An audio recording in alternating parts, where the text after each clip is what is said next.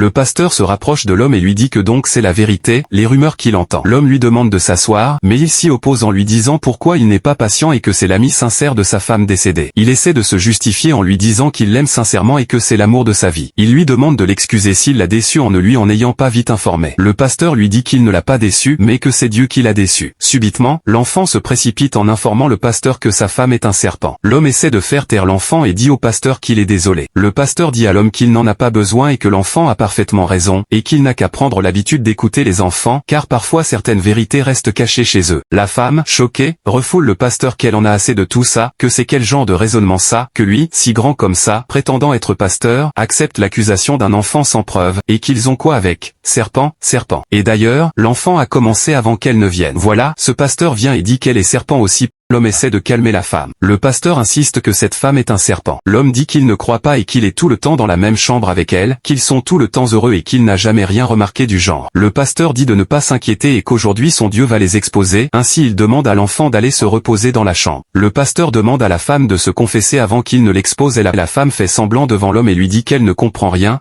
ce qui étonne l'homme. La femme dit qu'elle va confesser pour quelle raison. L'homme essaie de défendre la femme, mais le pasteur s'y oppose et lui demande de se taire. Le pasteur dit à la femme qu'il lui donne une dernière chance de se confesser. La femme riposte en disant qu'elle donne sa dernière chance au pasteur de sortir de la chambre aussi. Le pasteur commence alors à prier en disant, dans le nom puissant de Jésus, je t'appelle et je sais que tu m'as déjà entendu. Moi, ton enfant, te demande d'exposer toutes sortes d'esprits maléfiques ici. La femme fut secouée par la puissance divine de Dieu et commence à s'opposer en disant au pasteur de se taire et de ne pas réveiller qui elle est vraiment, de ne plus continuer et d'en arrêter là. L'homme fut vraiment étonné. Le pasteur commence alors à parler en langue. L'homme se dirige alors vers le pasteur, vu que la femme commence à avoir des réactions bizarres, et dit « Amen, Amen ». Le pasteur dit « Seigneur, où que tu sois, délivre cette famille de cet esprit maléfique. Renvoie-la d'où elle vient. Le feu, démolit ce démon. » La femme se plie comme un serpent et essaie de ramper comme un serpent et crie fort, étant secouée par la puissance divine de Dieu. Elle dit de se taire et avoue finalement qu'elle va se confesser. Elle avoue que c'est elle qui a détruit la famille, tué son épouse, gâché le travail pour son jeune frère. Elle avoue que, comme elle n'arrive pas toujours à ses fins,